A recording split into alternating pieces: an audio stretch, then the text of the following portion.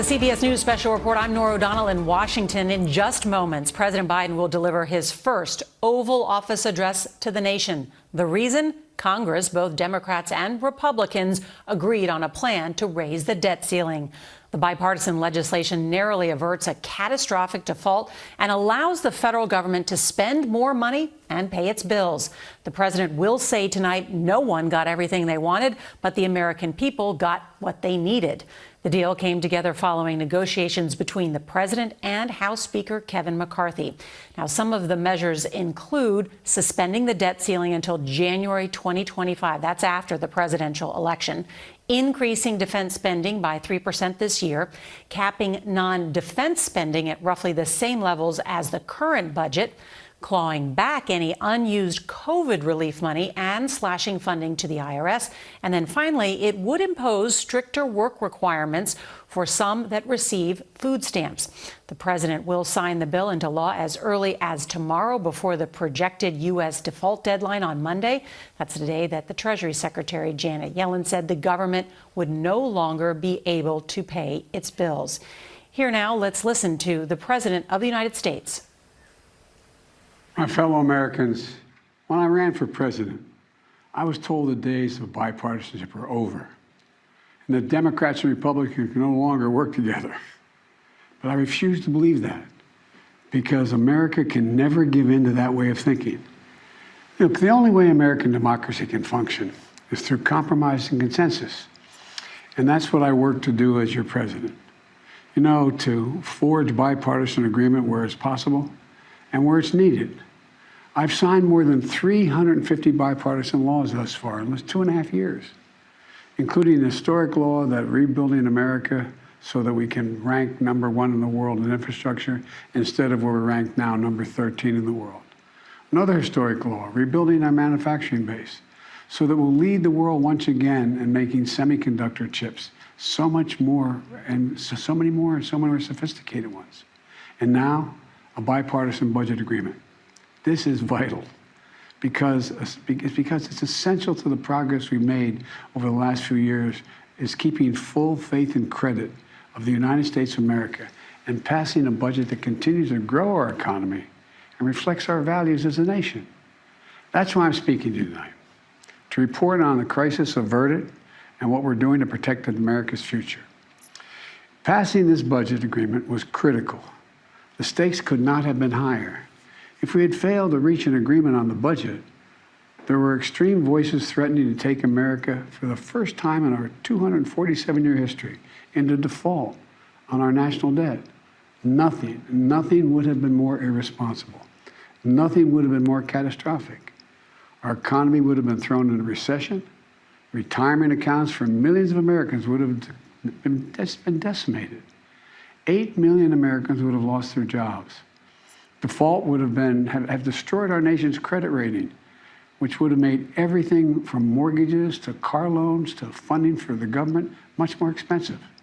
And it would have taken years to climb out of that hole. And America's standing as the most trusted, reliable financial partner in the world would have been shattered. So, it was critical to reach an agreement. And it's very good news for the American people. No one got everything they wanted, but the American people got what they needed. We averted an economic crisis, an economic collapse. We're cutting spending and bringing the deficits down at the same time. We're protecting important priorities from Social Security to Medicare to Medicaid to veterans to our transformational investments in infrastructure and clean energy. I want to commend Speaker McCarthy. You know, he and I, we and our teams, we were able to get along, get things done. We were straightforward with one another, completely honest with one another, respectful with one another. Both sides operated in good faith. Both sides kept their word. And I also want to commend other congressional leaders. House Minority Leader Jeffries, Senate Majority Leader Schumer, Senate Minority Leader McConnell. They acted responsibly and put the good of the country ahead of politics. The final vote in both chambers was overwhelming, far more bipartisan than anyone thought was possible. So I want to thank the members of Congress who voted to pass this agreement, which I'm going to sign tomorrow and become the law. So here's what the deal does. First, It cut spending. And over the next 10 years, the deficit will be cut by more than $1 trillion. And that will be on top of the record $1.7 trillion. I already cut the deficit in my first 2 years in office.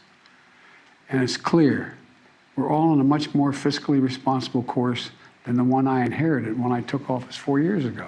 When I came to office, the deficit had increased every year the previous 4 years.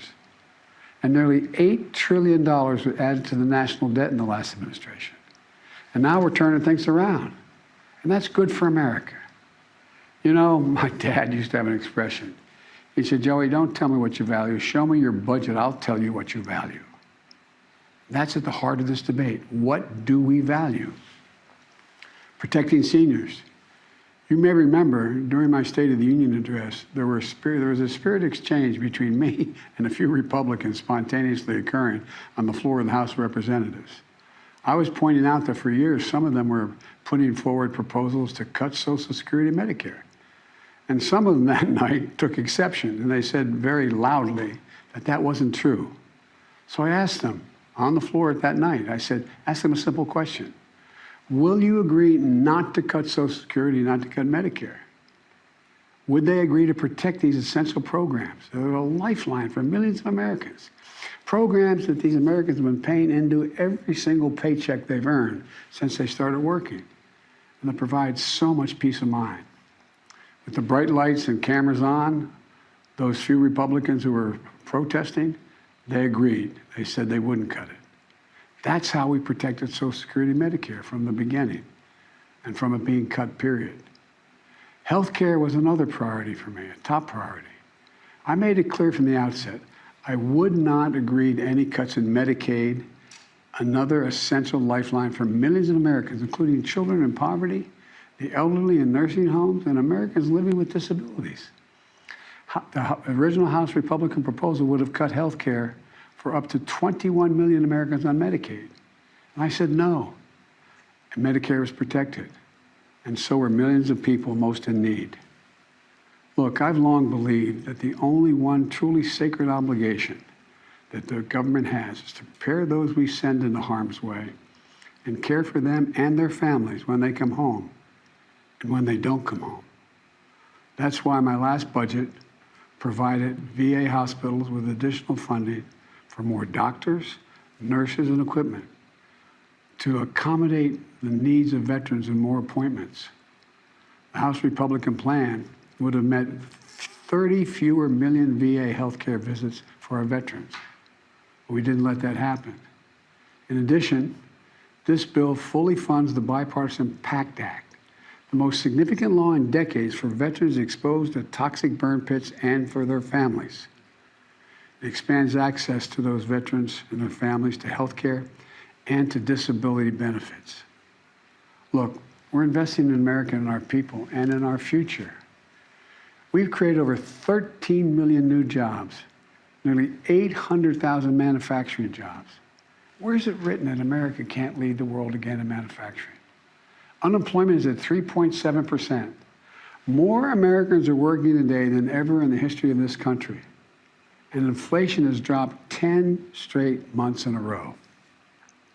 In this debate, I refuse to put what was responsible for all this economic progress on the chopping block. This bipartisan agreement protects the law that will help us build the best infrastructure in the world. It fully protects the CHIPS and Science Act, which is going to bring key parts of our supply chain to America, so we don't have to rely on others, like semiconductors, those tiny computer chips smaller than the tip of your finger that affect nearly everything we rely on, from cell phones to building automobiles to the most sophisticated weapon systems and so much more. We protected another law that I passed and signed last year that finally beat Big Pharma, which I've been trying to do for over 30 years.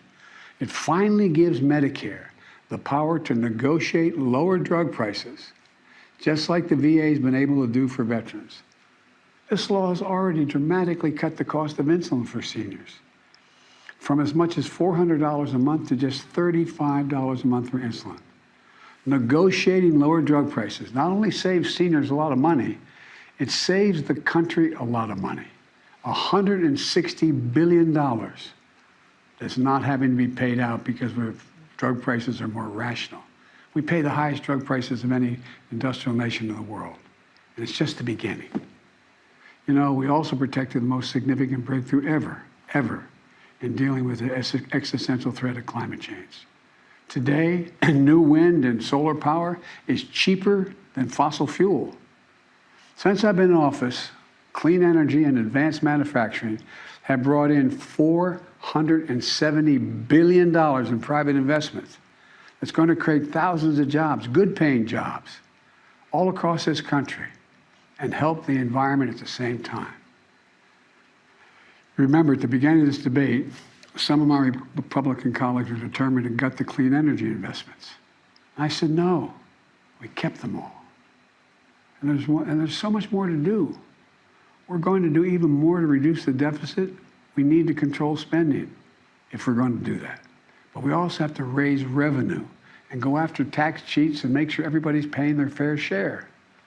No one, I promise, no one making less than $400,000 a year will pay a penny more in federal taxes. But like most of you at home, I know the federal tax system isn't fair. That's why I kept my commitment, again, that no one earning less than $400,000 a year will pay a penny more in federal taxes. That's why last year I secured more funding more IRS funding to go after wealthy tax cheats. The nonpartisan Congressional Budget Office, and it is nonpartisan, says that this bill will bring in $150 billion, and other outside experts expect that it would save as much as $400 billion because it's forcing people to pay their fair share. Republicans may not like it, but I'm going to make sure the wealthy pay their fair share.